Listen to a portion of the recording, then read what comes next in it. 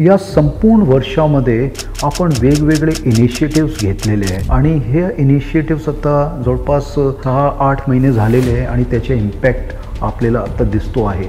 हे तुम्ही जर सायबर क्राइम्स बघितले किंवा ड्रग्सचे विरोधात बघितला, महिलांची सुरक्षाबद्दल बघितला, सिनियर सिटीजन्स जे आहेत त्यांची सुरक्षाबद्दल बघितला, महाराष्ट्र स्टेट ड्युटी मीटमध्ये चॅम्पियनशिप जिंकणे असो किंवा स्पोर्ट्समध्ये असो, हे सगळे इनिशिएटिव्स आपण घेतलेले आहे आणि त्याचे रिझल्ट्स आपल्याला दिसतो आहे। आपण प्रिव्हेंटिव्ह ॲक्शन्समध्ये जसं आम्ही म्हणालो त्याच्यात MPD असो, मकोका असो, हे सगळ्यात मध्ये फार मोठी संख्यामध्ये आपण वाढीव ॲक्शन्स घेतलेले आहे आणि ह्याच्यामुळेही आपण क्राईमवर वचक ठेवू शकलो आहे। हे जे इनिशिएटिव्स घेताना आपण जास्तीत जास्त संख्यामध्ये कॉलेजेस सोसायटीजमध्ये पोहोचलो आहे। तिथे आम्ही जाऊन मुलांशी इंटरॅक्शन केलेलं आहे आणि त्यांना समजवलेलं आहे आणि सुचवलेलं आहे की कसे ते सुरक्षित राहू शकतात। तसेच पण जे आहे आमचे पोलीस दीदी असो, आमचे पोलीस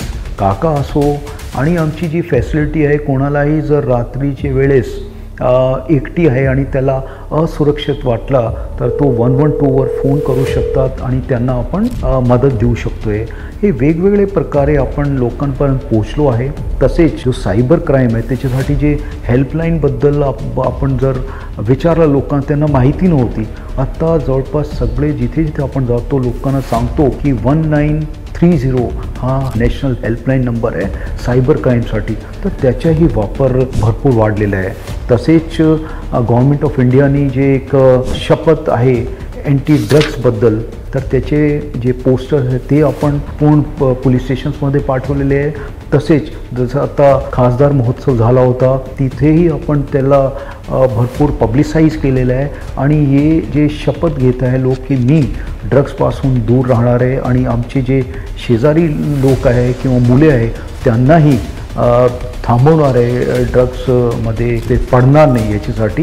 तर हे सगळी गोष्टी आपण केलेली आहे। माझी आपल्याला सर्वांना अपील राहील की आपण सायबर ऑफेन्सेस जे होत आहे किंवा सोशल मीडियावर आपण कसे रेस्पॉन्सिबल राहिले पाहिजे, काय आपण लिहितोय, बोलतोय, लाईक करतोय, हे सगळ्यांबद्दल तुम्ही अलर्ट राहा। शेवटी आम्हाला तुम्हाला सगळ्यांना विनंती करायची आहे की कुठलाही गुन्हा तुम्हाला होत दिसला किंवा कुठलीही अनुचित गोष्टी दिसली, काही अनुचित प्रकार दिसला तर त्याच्याबद्दल 112वर जरूर आम्हाला सांगा आणि आपल्याला सर्वांना सायबर ऑफेन्सेसपासून सिक्युअर राहायचे आहे, स्वतःला राहायचे आणि इतरांना पण अलर्ट करायचे आहे। तसेच जी ड्रग्स आहे, ड्रग्सची एक मेनेस आहे, त्याला आपली सोसायटीमधून काढून टाकायचे आहे, त्याला फेकून द्यायचे आहे आणि एक सेफ ड्रग्स फ्री सोसायटी आपल्याला तयार करायची आहे। जे क्रिमिनल्स आहे त्यांच्यावर वचक कसे बसला पाहिजे हे आपण सगळ्यांनी जर मिळून ठरवला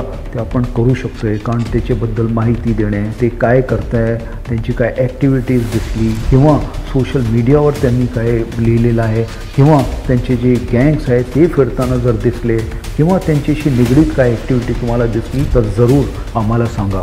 आपण सगळ्यांनी जर हात मिळवला तर हे जे क्रिमिनल ॲक्टिव्हिटीज आहे आपल्या शहरामध्ये त्याला आपण मोडून काढू शकतोय आणि हा शहर एक सेफ शहर बनू शकतो। आणि शेवटी मी एकच सांगू शकतोय की तुमची सतर्कता ती आमची शक्ती राहणार आहे। Please join hands with police.